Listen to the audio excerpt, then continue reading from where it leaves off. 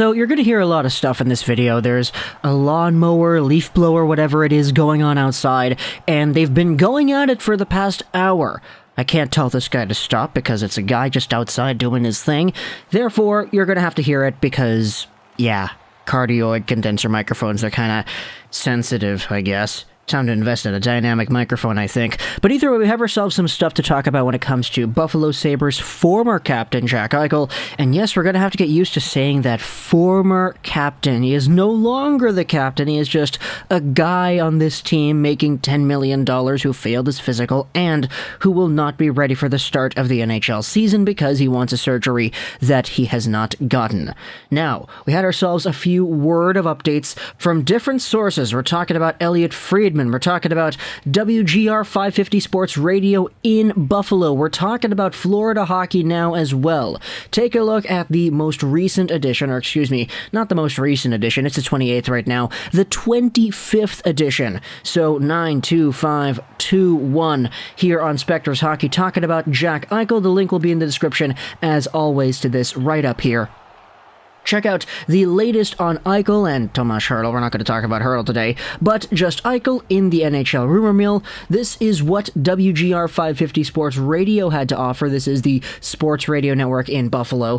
TSN insider Darren Dreger said the Sabres and Eichel remain at an impasse over how he should rehab the herniated disc in his neck, as well as the best medical course of action for the 24-year-old center. Dreger said that Sabres general manager Kevin Adams and Eichel's agent Pat Brisson remain in constant communication. They've assembled a list of teams that have expressed some interest in the center, but he doesn't think any progress has been made in those trade discussions. And so, this is no new news. It's still the same kind of stuff repeated, copied, and pasted from earlier on in the offseason. Herniated disc right here. Fusion surgery or disc replacement surgery, where they go in there with an artificial brand new disc. Whatever the case may be, it's kind of the same conclusion as we have had before. Whether or not he gets this surgery or whatever, the team that acquires Eichel in a trade needs to be okay with that, or else there wouldn't really be any move that would be worth making. Nick Kyprios recently tweeted that one of a half dozen teams, so one in between six, said that they're interested in acquiring Eichel and that they would consider acquiring him if the Sabres are willing to add a condition clause to the deal, such as games played and scoring.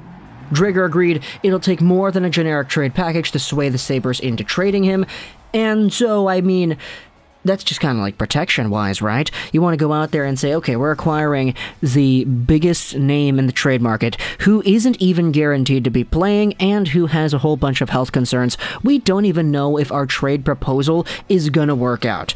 If we trade away our top center, a middle six forward, a middle six defender, and a prospect for this guy, and he ends up playing 0 games this season, then we're ultimately at the biggest loss you can be at. So there are condition clauses that teams might want to go out there and add. Okay, if Eichel plays this amount of games played, maybe then we'll give up this draft pick. But if we don't get 20, 25 games out of Eichel, then we keep our first this year because it means that the trade ultimately failed. So just some security precautionary things it appears that teams are trying to protocol themselves towards being able to go through with. Then we have our big scoop over here on Florida Hockey Now. Take a look at this. This is what Jimmy Murphy said the other day. He reports that one NHL executive claims the Buffalo Sabres asking price for Jack Eichel remains high. It's insane what they're still asking.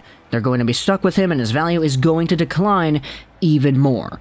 Murphy also believes that the Boston Bruins were among the clubs rumored to have kept tabs on the Eichel situation. However, his sources could not confirm if they're still engaged in trade talks for the North Chelmsford, Massachusetts native. And so, with all this stuff combined, it does kind of make sense that the Sabres' asking price would still be extraordinarily, astronomically, unnecessarily high in this situation, because had it been rational to some extent, we probably would have already seen an Eichel trade by now. Nick Kypreos going out there and laying out the terms that some teams would be interested in condition clauses, putting certain markers on his games played and all that stuff, or points maybe. This is the kind of thing that makes it so that the Buffalo Sabres have to kind of compensate a little bit. And so to hear over from the folks at Hockey Now that according to one NHL executive, the price is so high that it's kind of insane what they're still asking, it does kind of make sense because, I mean, we've spoken about it before. The Sabres absolutely cannot afford in the slightest to lose this trade. With everything that's gone down from all the great players that this team has traded away, for years this team has been in this rebuild. In 2014, we thought Sam Reinhart would be the savior of this squad.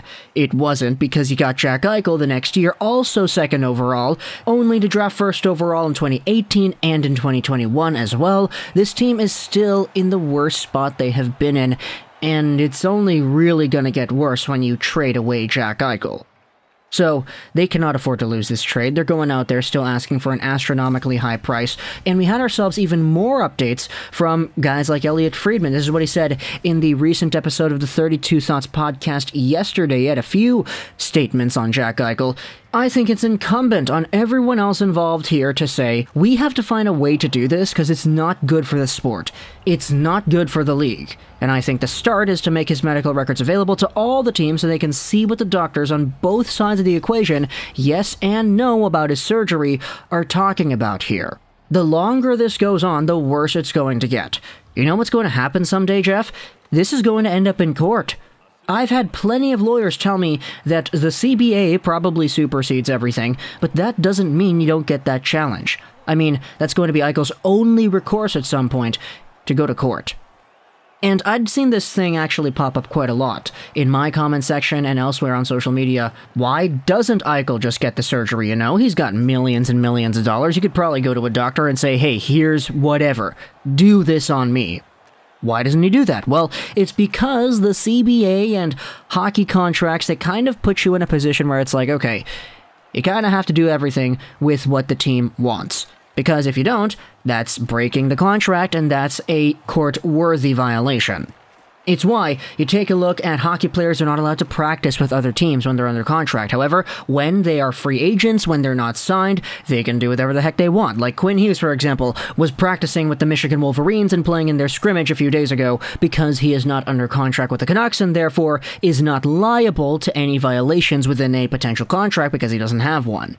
For Eichel, breaking the team's consent in just getting the surgery whenever he wants would also be a violation, and it could end up in court. However, Friedman here is saying that maybe Eichel just says screw it. Maybe he does the surgery, maybe he goes to court, and maybe he gets sued by the Sabres because he's breaching his contract, but he has had a whole bunch of word that it does not mean you cannot go out there and get the challenge. You can still try it, which, I mean, that's a completely different territory from what we have discussed this entire offseason so far. So let's go over onto the last update here from Elliotte Friedman. There are indeed teams here, I believe, who are legitimately interested in trading for Eichel and who have been involved in discussions with Eichel who feel like they have not had all of the information.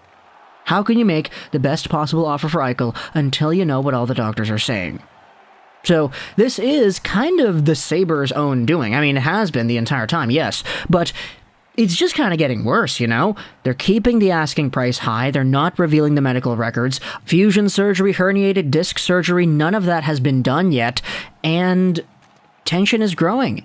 We already spoke about this in the previous video, but the Olympics, the start of the season, Eichel is going to miss out on all of this stuff because of the way the Sabres have handled these negotiations. Now, Pat Brisson is going to go out there and he's going to be a guy. So he's going to help out Eichel in this entire process because he's the new agent representing the player, and he's kind of in a position where he knows what he's doing. He's got experience working with big clients, he's got experience working with unhappy big clients, and so for Jack Eichel, this is just kind of another go-around, but this is kind of the biggest one that we have had in a very long time. So Pat Brisson, I do not envy you right now, man, and what you're doing to work out with this hockey team over here.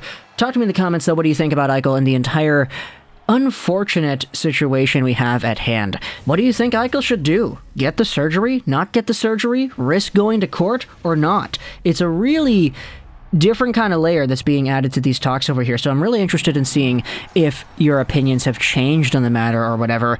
Also, if there are any conditional clauses in a sort of move, like games played or points or whatever, what do you think would be the most appropriate in these situations? Because there are just so many options for that. I think it is just kind of an interesting discussion to have. So talk to me in the comments. What are your thoughts? I hope you enjoyed this Trollson 99. Sorry about the lawnmower in the background. I could not control that. And bye.